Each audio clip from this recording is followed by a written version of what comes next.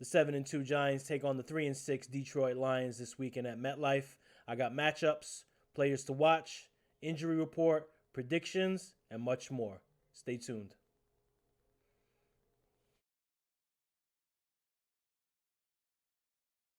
What's up, Giants fans? Thank you for tuning in to another episode of Tommy's Takes. I'm your host, Tommy G. You could have been anywhere in the world, but you're here with me, and I appreciate that. Please like, subscribe, turn notifications on. Check me out on Twitter at TommyG105. Please do check out the Giants Country team, pumping out great content all week long, every week. Interviews, podcasts, articles, you name it. You want the Giants, we got it. And for those that have supported already, I just want to take a second to say thank you. Goes a long way in working hard and getting the content out to you guys and gals. Please keep supporting. If you're watching and you haven't subscribed, please hit that subscribe button. Thank you. Let's get right to it. 7-2 Giants take on the 3-6 Lions this weekend at MetLife. Giants come in winners at 5 out of their last 6. Lions come in riding high, 2 back-to-back divisional wins against Green Bay and Chicago. You know, they're feeling it. And Giants, for the first time this season, favorites back-to-back. You know, something they could get used to. You know, as I spoke about last show, there's going to be a couple games that have passed last week, this week, where the Giants are hunted. And that's not a position they're familiar with, so you hope they're able to handle it. We'll see Sunday versus the Lions. Because, hey, listen, after this Detroit game, that's when the rubber hits the road. It's going to get tough. You got 4 straight divisional games coming up, and they're not easy. So Thanksgiving starts quick with Dallas. It's gonna be a gauntlet. And I was talking about it this weekend. You know, for anybody that's not sure of Daniel Jones, not sure if Saquon Barkley should get a large contract, not sure if this team can make a deep run in the playoffs, you're going to find out. And you're going to find out coming up starting Thanksgiving, because it's going to be a tough road. And you got a young team, a lot of rookies, a lot of depth pieces starting, playing significant minutes. You're going to get some answers here coming up. But can't overlook the Detroit Lions. So, I'm glad the Giants didn't do that versus Houston. They went out and took care of business, because the Lions, even though their record says it, they're not a team to overlook. This will be the 47th meeting between Detroit and New York. Lions are, unfortunately, leading the all-time series 24-21. Detroit has won 3 of the last 4 meetings. And Giants come in this game riding a familiar formula over Houston. New York is 2-2 versus teams that are over 500 or better, 5-0 against teams under 500, 4-1 at home, 3-1 on the road. One of those road games, obviously, was neutral site in London. Formula so far has been simple for the Giants. Mistake-free football, feed all-pro candidate Saquon Barkley, and bend but don't break defense, and your quarterback plays mistake-free football, makes plays when needed. And it's a formula that's worked for the Giants. And why fix it? Why change it, right? You got a game coming up Sunday versus Detroit where there's going to be a lot of wind. It's going to be chilly. Not necessarily the type of game you want to start dusting off the passing offense, because the passing offense has struggled. But hey, look at Daniel Jones. He hasn't thrown a pick in 6 straight games. 216 pass attempts without an interception for Daniel Jones. If you want to take out the Dallas game where Sills fell down on the interception, Daniel Jones hasn't thrown an interception in 8 straight games. Imagine I would have told you that coming into the season. Hey, Daniel Jones won't throw an interception for 8 straight games. You'd be like, where do I sign and how long do I sign him for? But Giants fans still seem not to be fully happy. Still want to see the quarterback drop back 30 times a game, throw for 300 yards. This offense is not that, and nor should it be. You don't have the wide receivers. You have a rookie tight end as your best tight end, and he's been out hurt with the eye injury. So, New York's going to keep doing what they do. And listen, you have a right to question the lack of explosive plays in the passing game. Giants are last in the league in 20-plus yard passes, almost last in 40-plus yard passes, and they're towards the bottom of the league in passing yards. So, But think about it. When you talk about the Giants' passing game, and I'm going to get to injuries later in the show, because looking like Wan'Dale Robinson's not going to play. If he doesn't, Daniel Jones starts this game versus Detroit Sunday with the 31st worst receiving core. You're missing Wan'Dale Robinson. You're missing Sterling Shepard out for the year. You're missing Kadarius Toney. He's long gone. He's traded to Kansas City. You're basically lining up out there with a bunch of practice squad players outside of Darius Slayton. Shout out Darius Slayton. He's much more than a practice squad player. He's done his thing this season. But what do you expect the quarterback to do? You want Daniel Jones to drop back 30, 40 times with this receiving core? It's not going to happen. So I think that's unrealistic. And for those Giants fans that felt like they needed to see Daniel Jones have a game like that, put a couple games like that together, it's going to be tough. I don't know if you're going to see it. And you got some tough defenses coming up soon. And listen, whatever the Giants lack in their passing game, they make up for it in their rushing attack. Giants currently fourth in the NFL in rushing yards, 1,483 yards. And listen, when you look at this Giants rushing attack, it's no joke. Have they played rushing defenses that are not the best in the league? Absolutely. I feel like every week when I do opponent prep, it's like one of the worst rushing defenses in the league.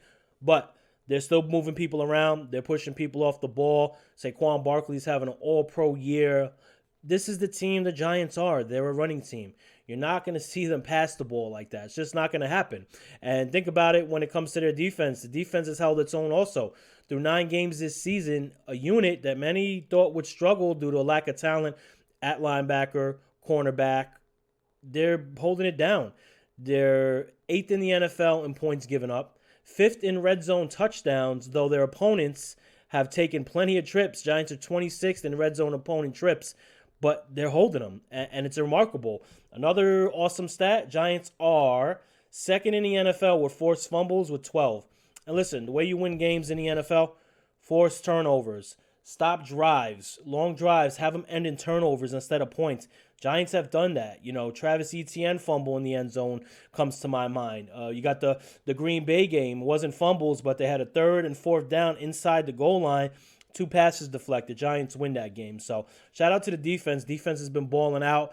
And Detroit comes in hot. Two big wins over divisional opponents. They've lost 4 games by a combined 14 points. Think about that. So this team is not going to be a pushover. They play aggressive, fast, loose, mirroring the demeanor of their second-year coach, Dan Campbell. He's always getting that team hyped up. They're led by 7th-year pro at quarterback Jared Goff, also having a solid season. And I know Goff gets a lot of hate out there, but 15 touchdowns, 7 interceptions, 93.7 quarterback rating, his highest quarterback rating in 4 years. So he's playing some of his best ball under Dan Campbell. And Detroit runs a balanced attack. Listen, they utilize long pass plays to strike for big yardage. They're 6th in the NFL with 20 pass plays of 25 yards or more. So shout out to Jared Goff. That doesn't happen without him. It's an unbelievable job. And, they have Amon St. Brown, 49 catches, 518 yards, 3 touchdowns. They acquired TJ Hawkinson, 26 catches for 395 and 3 touchdowns. Those are their main weapons in the passing game. And as good as their passing game is, they can run the ball effectively. And that's what makes this offense of Detroit scary, because they have Jamal Williams. He's rushed 142 times for 604 yards and 9 rushing touchdowns. 9 rushing touchdowns for Jamal Williams. And, when you talk about being balanced, there's balance. And when you look at the Lions passing offense and rushing offense, and you say, how could they be 3-6? They haven't been able to close out close games. They've lost 4 games by a combined 14 points, and they've lost some tough games. But they have the talent there. Quarterback play is there. Goff's not making a ton of mistakes. They have a good young running back in Williams, and they have a defense that has struggled. Let's not put it lightly, especially stopping the run. They're 31st in stopping the run. Giants just came off of playing the 32nd worst rush defense in Houston. Now they're playing the 31st ranked. And, the passing defense not much better. Bottom 10 in the NFL in pass yards given up. And, all in all, this Detroit team wants to attack through the air, but they'll run the ball when they need to. And the reason they're 3-6, like I said, is because losing close games and because of their defense. Their defense is just not good. When you struggle, and the Giants played, let's take, for instance, the Giants played the Texans last week. Texans were 32nd ranked rush defense, but they were in the middle of the pack in pass defense, so they picked their struggle. Didn't struggle at both. This Detroit team struggles at both. So if there ever was a game where Daniel Jones was going to open things up, though I don't think it's this game with the wind and, possibly Wan'Dale Robinson now being out, Bellinger still not back, this is a team that can be an attack through the air. But it's hard because they can be attacked on the ground. I'll get to the matchups a little later in the show, But, in playing another running quarterback in Justin Fields last week, he destroyed Detroit. Just absolutely destroyed them. Not last week, a few weeks ago. He destroyed them. So Giants got a running quarterback, obviously, in Daniel Jones. Can he replicate what Justin Fields did to this Lions offense? Who knows? We'll see. And actually, it was last week. I'm sorry, my mistake. They did play the Bears last week. Justin Fields eviscerated this rush defense of Detroit. So that's something to look for Jones. Might be easy pickings on the ground for him, but we'll see. It's going to be interesting to see how the Giants attack. Last week versus Houston, they came out fast, scored on the first drive, no huddle, good pace, got away from that, scored to start the half after a lull, came right out, boom, boom, boom, and then, it seems like the offense can never really put a full game together of dominant, aggressive play. It's always spotty. It scored 21 points last week, over 21 points, so they can score, the Giants, but it's really a struggle, honestly. If it's not Saquon Barkley, it's tough. It's not consistent. And it's not going to be consistent until they get some playmakers at the wide receiver position, until they get Evan Neal back at right tackle. He's a big loss, but who cares? Giants team is 7-2. They've beaten some good opponents. They're winning on the road. They're winning at home. And you're going to get your answers, Giants fans. Like I said earlier in the show, if you don't believe in Daniel Jones now, you'll have an answer after this next 4 or 5 games. If you're not sure if Saquon Barkley should get a big contract, you're going to get your answer in the next 4 or 5 games. If you're not sure this defense can hold up and continue playing well with limited talent, you'll get those answers too. So going into the injury report, looking good. And, it always makes me smile to say that because Giants have struggled with injuries for many, many years. Just hearing breaking news that the Giants are going to get that turf out of the stadium in MetLife. They're going to burn that thing up, get rid of it. Thank goodness that field has caused a ton of injuries, not just for the Giants. And I can understand if this was just a Giants thing, a Giants fan thing, a Giants player thing. But there's been several teams, most notably the Niners a couple seasons ago when they played the Jets, came in and said, this field is awful. This field is terrible to play on. And in a league where, you're not making guaranteed money every single contract, that's important to have a field that you're not stepping on worrying about getting injured. And the Giants and Jets have been at the top of the league in injuries. So, shout out whoever made that decision. Mara, Tish, awesome idea. Get rid of that turf. Get some real field in there, some real grass that can absorb, impact instead of deflecting it back into the body. So, good stuff there. And since we're speaking about that, we'll get to the injury report. Good news. Giants getting healthier headed into the second half. Shane Lemieux could possibly be activated this week and start because, unfortunately, Joshua Ezeudu is most likely not going to play. Wan'Dale Robinson, I mentioned, he's in danger of missing the game. Maybe he gets some practice time before the game. Right now, he hasn't practiced all week, so it's going to be tough to get Wan'Dale in the game. That's going to be a big loss because, you deactivated Stills last week. Galladay gets benched for the entire second half after the drop. So, hope Wan'Dale could tough it out and make it. Daniel Bellinger, more good news. He's feeling better. Double vision is gone. I'm sure he'll probably start practicing in the next week or two. That's big for the Giants. He was playing great before he went down with the eye injury. For Detroit, you got wide receiver Josh Reynolds, Trinity Boston out. They're not going to play. The big one is center Frank Ragnow. He's been nursing a foot injury for a few weeks now. Was seen in a boot on Monday after the Bears game. So that's something to keep an eye on. If they're missing their center versus Dexter Lawrence and Leonard Williams, you want to talk about attack. You seen Dexter Lawrence last week. That was an all-pro, all-world performance. So we'll see if Frank Ragnow could play. If he doesn't, feast ahoy on that new center coming in. And, the Giants will. Wink's going to send it. Wink's blitzing on almost half the snaps on defense, number 1 in the NFL. So that's it for the injuries. Again, good news, bad news for the Giants. Doesn't seem like Wan'Dale's injury is super serious, but who knows with hamstring injuries, especially when they come to wide receivers. Giants fans know a little bit about wide receiver hamstring injuries, unfortunately. See what happens there.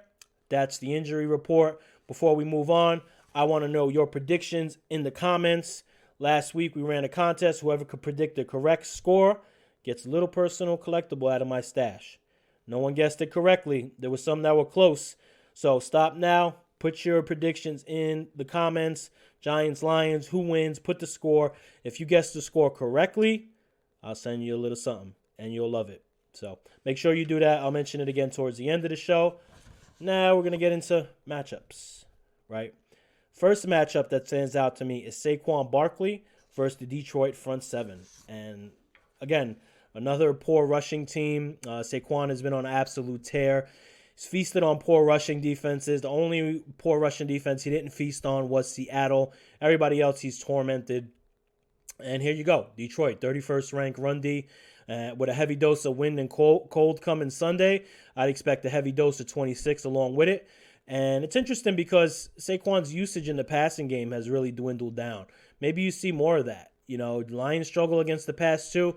Maybe you see him on some wheel routes. Maybe you see him split out in motion, some screens for Saquon. He's really the last, I would say, 3-4 weeks been strictly utilized as a running back, which I'm fine with because he's doing his thing. But maybe we'll see more of that in this game. Don't be surprised if they try to get him open on some trickeration. Lions have been susceptible to some trickeration this season. And on defense, the Lions don't really have much, I'll be honest. They have Alex Anzalone, who's leading their linebacking core, 72 tackles, a sack and a half. Malcolm Rodriguez right behind him, 41 tackles. And rookie Aiden Hutchinson, he's starting to come on, had a slow start. You know, has 5.5 sacks, 28 total tackles. You know, he's made some signature plays for them down the stretch. And, look for him on the backside. You want to get him blocked up. I seen a play last week where he came from all the way from the opposite backside, made the stop. So I want to get him blocked up. But listen, Lions gave up 258 yards rushing last week, 7.4 yards per carry. You know, how can they stop Saquon Barkley? How could any team stop Saquon Barkley? Stack the box. The only way you're stopping him is 8 or 9 man fronts. And this is where the onus comes on Daniel Jones and his passing offense. And in this game particular, maybe Kafka and Dable, because they're probably going to have to scheme some stuff with Wandale out, Tony gone, and Shepard out. And because you cannot sit back, throw short pass after short pass. It's not going to work. Not going to keep the defense honest like that. They're going to pin their ears back, go after Barkley, stack the line. He's going to be frustrated. Then you're going to be forced to pass the ball. So big onus again on Daniel Jones and the passing offense. Like I said, you don't have to throw for 500 yards, but you have to do enough to keep that defense honest, keep them from pinning their ears back towards Barkley, because this is your superstar player. And we've seen it this season. The Giants go as Saquon Barkley goes. You know, in the Dallas game, he had a nice run, didn't have a lot other than that. That was a loss. In the Seattle game, he didn't get going. That was a loss. I think he has a big game Sunday. I think him and Daniel Jones both attack on the ground. Obviously, both healthy, both ready to go. I don't see Detroit stopping that, but it'll be interesting anyways. Next matchup, Jared Goff versus the New York secondary. So I mentioned earlier in the show, Goff has played well so far, and New York Giants have played well against quarterbacks. They're allowing quarterback rating of 87.9, 6.9 yards per attempt, and only a 58% completion percentage. So they've done well against quarterbacks, and they've done well specifically against wide receivers, which is important because Amon St. Brown is a game breaker. He can get deep. You know, he could break up the seam. He could take the top off the defense.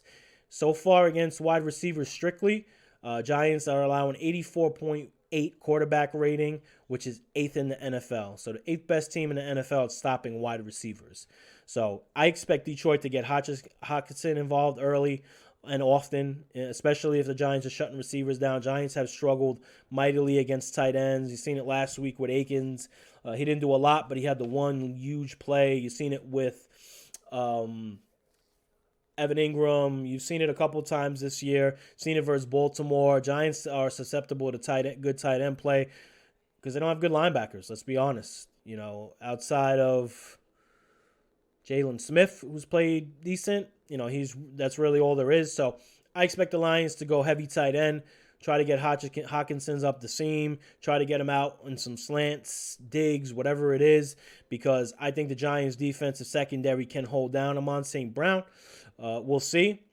Goff has played well for the most part. One thing Goff has struggled with, and this is something to keep an eye on, he has struggled against the blitz. Now, when you look at his number, he has a 93 QB rating against the blitz, which is not bad at all. It's actually pretty good. but 4 of his 7 interceptions have come on bad decisions facing the blitz. And Wink Martindale blitzes 47% of the time, number 1 in the NFL. This is an interesting mixture here. If he could send some heat at Goff, he could force him into some mistakes.